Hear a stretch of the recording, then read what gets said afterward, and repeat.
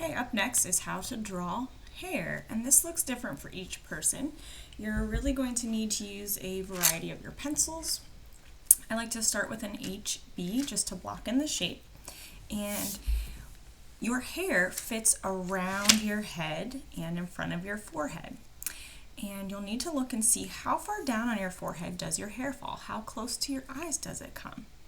You'll also want to notice if you have any part in your hair or the way your hair is flowing. So if you have, like let's say a part over here, your hair on this side would flow down and around,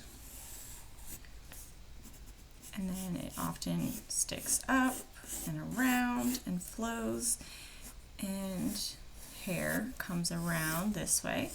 And if your hair is pulled back, your strands will go the other way. But here, again, coming around, and you might have like some bangs or some other pieces kind of flowing down and around the head. And then if you have ears, you could block them in as well. They would start about here. But if you don't see your ears, or maybe you only see, let's say, like a little bit, that's all you have to draw. And you can measure and kind of line them up.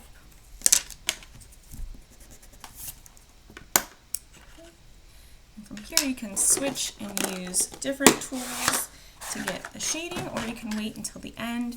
But again, we're just blocking in the main hair structure. Underneath your chin and underneath your ear, your hair is going to be darker. That's because there's a shadow that occurs under there. The light can't naturally reach under there.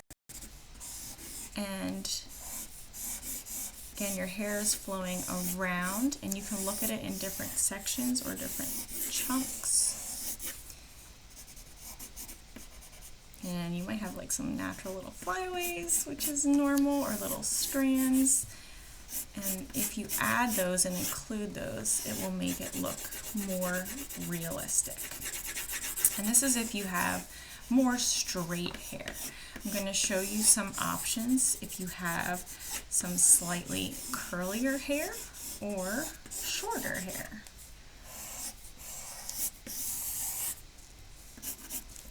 Okay. So again, different hair options.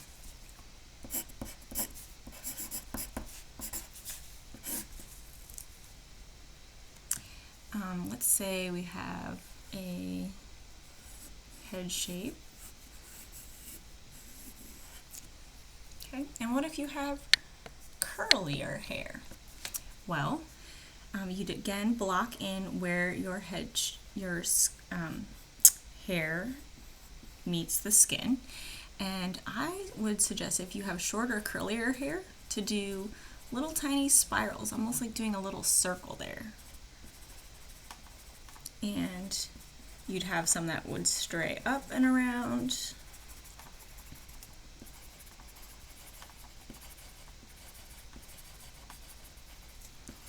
And you just keep doing this until it gets fully filled in. And however long it is. Maybe you'd have some strands coming down.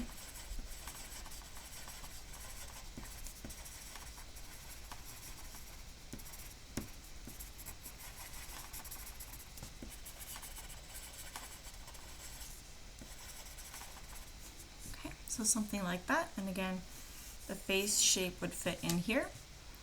What happens if you have short hair but it's straight? So again, you could block in, you got your main face structure, ears, and the hair again fits around.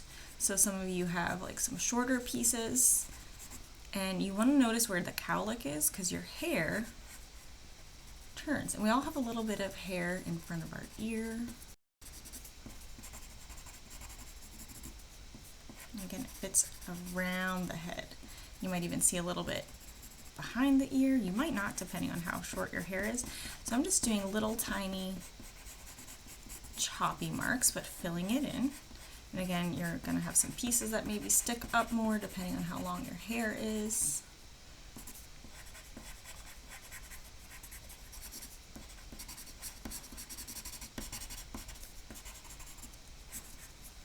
Something like that. What happens if you have wavy or curly hair? Just like not full curl, but slightly wavy.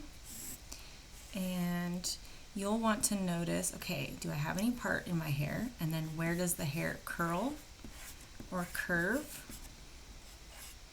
And you'll notice each individual section of it. So if I see a swirl over here, and if I notice it kind of swooping around, and how far down does it come, you'll look for each different section of the curl. And then the shading is really going to help. From here, I'm going to switch to a darker B pencil, and you'll need to look in your photograph to see, okay, where is there some darker spots? And each curl will have a highlight and shadow. And it'll have these natural wisps.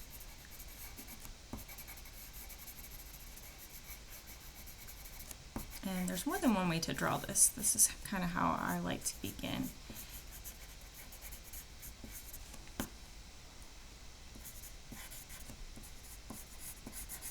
And so you can see these ringlets here. I'm trying to get that formation. Again, the neck would come about here.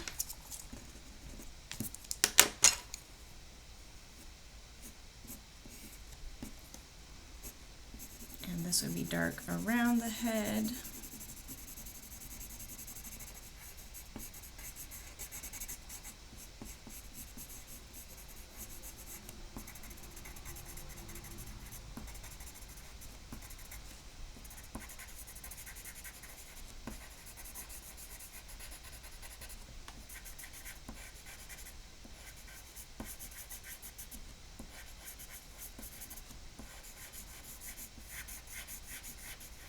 And again, you're keeping some parts light.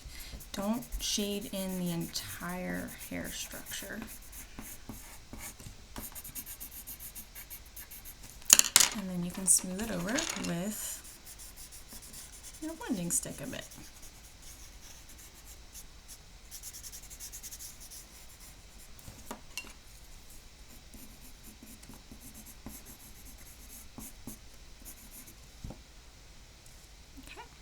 What happens if your hair is in a braid? And if it's like, let's say French braids, it would fit around your ear. And you notice where the hair is pulling. So if it starts here, there's often these different sections that get twisted back and bumps there.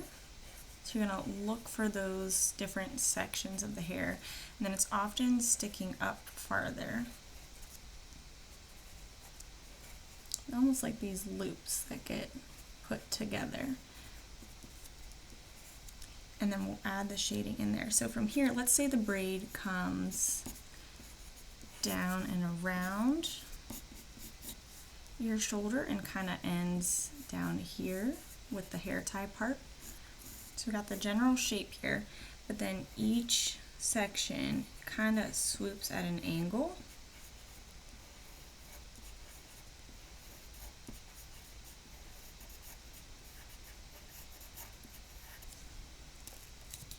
Okay. And then from here, we're going to add same thing to the other side. It would stick up and around, but then we'll add shading between. It gets darker where the hair overlaps.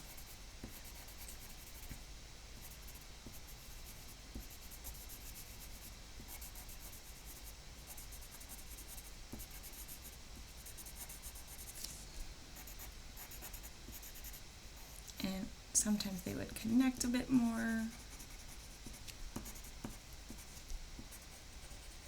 And this is where you're going to have to look really closely and individually at your photograph to see, okay, how do these wisps of hair fall, and where is the darker shadow part.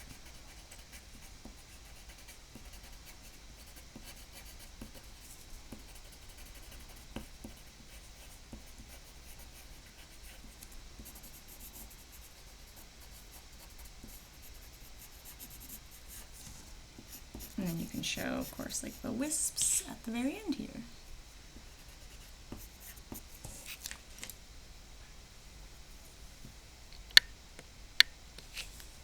Okay, so those are some different hair options. And then again, if you have any facial hair or really short buzz cut or shaved, that might even be something you do with some little stippling,